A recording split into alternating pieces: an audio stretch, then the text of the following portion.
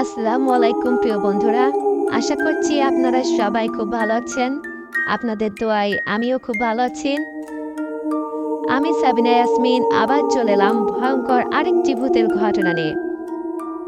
আমি নিশ্চয়ই আশা করতে পারি আপনারা শেষ পর্যন্ত আমাদের সঙ্গেই থাকবেন। তো বন্ধুরা, আজকের ঘটনাটি ঘটেছে মানিকগঞ্জের একটি গ্রামে।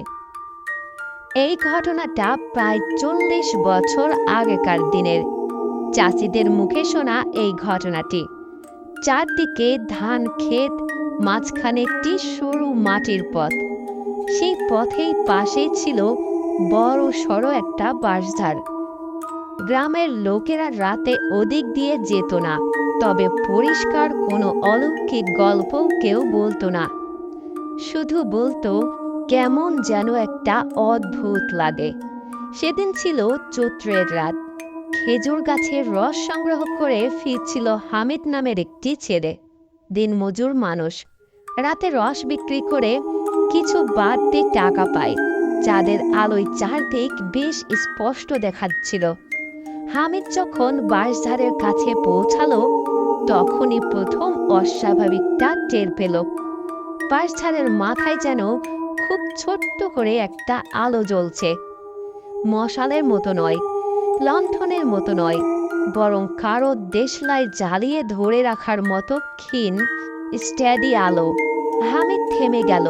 গ্রামে অনেক সময় চোরেরা বেড়াল নামিয়ে ঘর চুরি করে, তাই প্রথমেই সে ভাবল কেউ হয়তো ওখানে লুকিয়ে আছে। সে হাঁটু গেড়ে বসে একটু নিচু হয়ে দেখল বাঁশগুলো নিস্তব্ধ, বাতাস নেই, আলোটা এক জায়গাতেই, কিন্তু অন্ধকারে সেটাই খুব স্পষ্ট হয়ে উঠছিল। হামিদ ডাক দিল, কেউ আছেন? এদিকে কি করেন? কোনো উত্তর নেই, আলোও নড়ছে না। হামিদের বুকের ভেতর ঠক ঠক করা শুরু হলো। তারপর আবার ডাকলো, শোনেন, কে আছেন বলেন। এইবার আলোর নিচে বাঁশের ফাঁকে একটা মানুষের মতো ছায়া দেখা গেল। ছোট্ট, পাতলা, মনে হলো জ্যাঠামশাই বয়সী কেউ। কিন্তু সেটা নড়ল না, শুধু দাঁড়িয়েই রইল। হামিদ ভয় পেলেও সাহস করিয়ে এগিয়ে গেল দুপা। যেই দুপা এগোলো, সেই আলোটা হঠাৎ পট করে নিভে গেল।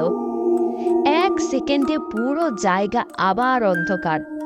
হামিদ দৌড়ে বাড়ির দিকে ছুটল। পিছনে তাকানোর সাহস তার ছিল না।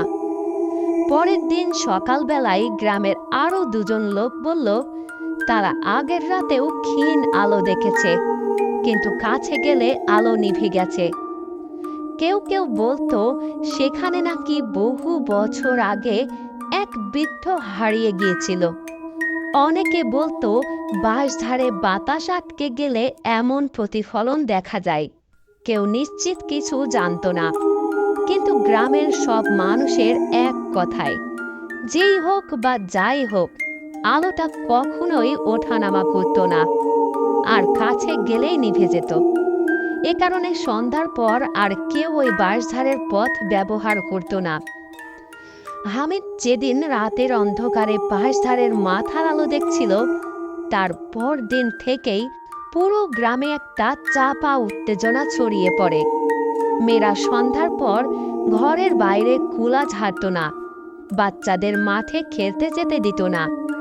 সকলেই বলতো কিছু একটা আছে ওদিকটায়। এর আগেও নাকি অনেককে ভুলিয়ে রেখেছিল। সন্ধ্যা নামলেই গ্রামের মানুষ ভারী মনে হতো।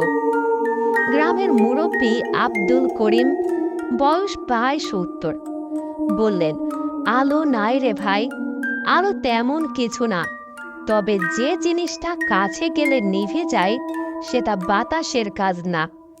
কেউ না কেউ আছে, কিন্তু মানুষ হলে পালায় কেন? তার কথায় সবার বুকের ভেতর কেমন যেন একটা আশঙ্কা জমে গেল। ঘটনাটা ঘটল 3 রাত পর। রাতে হামিদের পাশের বাড়ির দুলাল তার গরুকে খোয়ারে বেঁধে বাড়ি ফিরছিল। সময় তখন প্রায় 8:30। গ্রামে তখন এই সময়ে লোকজন ঘুমানোর প্রস্তুতি নেয়। দুলালের বাড়ির পথটি বাঁশঝাড়ের পাশ ঘেঁষে যায়। দুলাল হাঁটছিল আর দূর থেকে বাঁশঝাড়ের শিরশির শব্দ শুনছিল, যেমন শুকনো বাঁশে বাতাস লাগলে হয়। কিন্তু সেদিন বাতাস ছিল না, তাও শব্দ হচ্ছিল। হঠাৎ সেই একই ক্ষীণ আলোটা আবার দেখা গেল। বাঁশঝাড়ের মাথায় নয়, এবার একটু নিচের দিকে, যেন মাঠের দিক থেকে উকি দিচ্ছে। দুলাল ভয় পেয়ে গলা শুকিয়ে গেল, তবু সাহস করে বলল, কে আছে? মানুষ হলে বের হন। এইবার আলোটা না নড়ে না নিভে ধীরে ধীরে দুলালের দিকে নিচে নামতে লাগলো। দুলাল ভাবল বৃদ্ধ কেউ লণ্ঠন ধরে আছে হয়তো, কিন্তু আলো যত কাছে আসছিল ততই অদ্ভুত লাগছিল। কোনো পায়ের শব্দ নেই, পাতাও নড়ছে না, সামনে কেবল একটা ক্ষুদ্র আলোর বিন্দু, যেন বাতাসে ভেসে আসছে। দুলাল আর সহ্য করতে পারল না, দৌড়ে বাড়ি ঢুকে দরজা বন্ধ করে দিল। সকালে গ্রামবাসী গিয়ে দেখল আলোর কাছে আসার জায়গাটা মাটিতে একেবারে পরিষ্কারভাবে চিহ্ন করেছে। শুকনো পাতার উপর দিয়ে কেউ টেনে টেনে চলে গেছে, কিন্তু কোনো পায়ের ছাপ নেই, যেন কিছু ভারী জিনিস টেনে আনা হয়েছে, তবে হাঁটা চলার কোনো চিহ্ন নেই। আর সবচেয়ে অদ্ভুত বিষয়, মাটির সেই দাগটা গিয়ে থেমেছে বাঁশঝাড়ের ঠিক মাঝখানে, যেখানে এতদিন কেউ সাহস করে ঢোকে না। গ্রামের লোকেরা রাতে পাহারার জন্য 3 জনকে দাঁড় করানোর সিদ্ধান্ত নিল, হামিদ, দুলাল আর বাচ্চু। সবাই কেরোসিনের লণ্ঠন, বাঁশের লাঠি নিয়ে রাত 10টায় বাঁশঝাড়ের কাছে দাঁড়ালো। চারদিকে নিস্তব্ধতা, বাঁশের পাতায় কোনো শব্দ নেই, আকাশে চাঁদ নেই, পুরো পথ অন্ধকার। হঠাৎ ঠক ঠক করে শব্দ পেছন থেকে, যেন কেউ শুকনো মাটির উপর দিয়ে কাঠের কিছু টানছে। হামিদ কাঁপা গলায় বলল, দাঁড়ান, আলো নেভাইয়েন না, যাই থাকুক কাছে আসুক। শব্দ থেমে গেল, আর ঠিক সেই মুহূর্তে বাঁশঝাড়ের ভেতরে কোথাও একটা দীর্ঘ ধীর নিঃশ্বাস ফেলার শব্দ শুনতে পাওয়া গেল। মানুষের মতো, কিন্তু খুব ভারী, এতটাই ভারী যে মনে হচ্ছিল কেউ বৃদ্ধ হাঁপিয়ে থাকা মানুষ, যেন বছর পর প্রথমবার কেউ তাকে ডাক দিয়েছে। 3 জনই থমকে দাঁড়িয়ে গেল।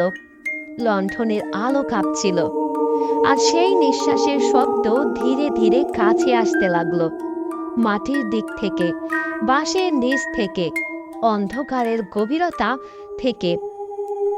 বাঁশঝাড়ের ভেতর থেকে যে ভারী নিঃশ্বাসের শব্দ আসছিল তা এতটাই স্পষ্ট ছিল যে 3 জনই মনে করছিল কেউ একজন খুব কাছে দাঁড়িয়ে আছে। হামিদ লণ্ঠন উঁচু করে ধরল, আলোটা বাঁশের গায়ে থেমে গেল, আর একটু সামনের জায়গাটা অদ্ভুতভাবে অন্ধকারে রইল, যেন কোনো কালো পর্দা সব আলো ঘিরে দিচ্ছে। ঠিক তখন বাম দিকের বাঁশের মাথার উপর ক্ষীণ আলোটা ধীরে ধীরে জ্বলে উঠল, আগের মতোই ছোট কিন্তু স্থির। দুলাল ফিসফিস করে বলল, এই আলোটা মানুষ রে না, মানুষ হলে নিচে নামতো, এটা আগে পরে হয় না, শুকনো দেয়াল লণ্ঠনের মতোও না। হঠাৎ সেই আলোটা দ্রুত নিচে নেমে বাঁশের গোড়ায় থামল, ঠিক তাদের থেকে 10 হাত দূরে। কিন্তু এবার আলোর নিচে যেটা দেখা গেল তাতে 3 জনের বুক কেঁপে উঠল। আলোর তলায় দাঁড়িয়ে থাকা ছায়াটি মানুষের মতো হলেও মাথা কাত হয়েছিল অস্বাভাবিকভাবে, এবং এক পা অন্য পায়ের সামান্য পিছনে, যেন পুরো শরীর বাতাসে ভর করে দাঁড়িয়ে আছে। কোনো নড়াচড়া নেই, কোনো শব্দ নেই। 3 জনের শ্বাস আটকে গেল। বাচ্চু গলা কেঁপে বলল, মানুষ হলে এমন ভাবে দাঁড়ায় না, বাইরে কসম, এটা মানুষ না। হামিদ চোখ কুঁচকে দেখার চেষ্টা করলো, কিন্তু যত বেশি তাকাচ্ছিল তত মনে হচ্ছিল ছায়াটা তাদের দিকেই তাকিয়ে আছে। চোখ নেই, মুখ নেই, কিন্তু তাকানোর অনুভূতি তীব্র। হঠাৎ ছায়াটার পিছন থেকে আবার সেই ক্ষীণ আলো জ্বলে উঠল। এবার যেন সরাসরি মাটির উপরে ভাসছে। গ্রামের মুরব্বীর কথা মনে পড়ল। জিনেরা নাকি নিজেরা শেখা বা আলো ধরে না, ওরা নাকি আলো দিয়ে জায়গা চেনে। মানুষ এগোলেই আলো নিভে যায়, কারণ ওরা চায় না মানুষ ওদের পথ দেখে ফেলুক। হামিদ আর দাঁড়িয়ে থাকতে পারল না। সে চিৎকার করে বলল, সরে দাঁড়া, আল্লাহর নামে বলতাছি, যা যেদিক থেকে আসছো ওই দিকেই যাইয়া যাও। এইবার অদ্ভুত কিছু ঘটল। একেবারে নিঃশব্দে আলোটা হঠাৎ নিভে গেল। ঠিক সেই মুহূর্তে ছায়াটাও 1 সেকেন্ডে উধাও। কোনো দৌড়ের শব্দ নেই, কোনো বাঁশের পাতা নড়াচড়াও নেই। শুধু যেন জায়গাটা আগের থেকে আরো ঠান্ডা হয়ে গেল। পরের দিন ভোরে গ্রামের লোকজন সবাই মিলে জায়গাটা দেখতে গেল। বাঁশঝাড়ের নিচে মাটির ঠিক মাঝখানে দুটি বিষয় দেখা গেল। আগের মতো টানার চিহ্ন শুকনো পাতার উপর দিয়ে, কিন্তু এবার সেটা বাঁশঝাড়ের একদম গভীর থেকে শুরু হয়েছে, যেখানে কোনো মানুষের যাওয়ার জায়গা নেই। এছাড়াও আর একটি বিষয় দেখা গেল, যেখানে ছায়াটা দাঁড়িয়েছিল সেই জায়গার মাটি কামড়ানোর মতো খসে গেছে, যেন খুব গরম কিছু পড়েছিল সেখানে।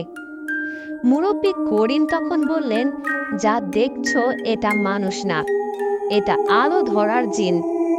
ওরা মানুষ দেখে কাছে আসে না, আলো নেভাই।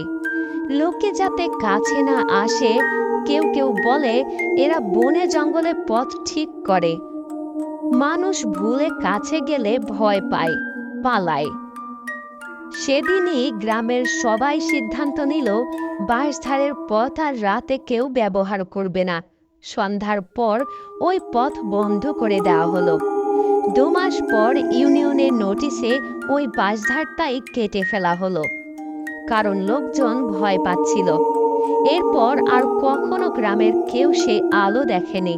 কিন্তু আজও গ্রামের বয়স্করা বলেন, রাতের শেষ প্রহরে বাঁশঝাড় না থাকলেও ওই জায়গার উপর দিয়ে হাঁটলে একটা হালকা আলো চোখের কোণে ভেসে ওঠে।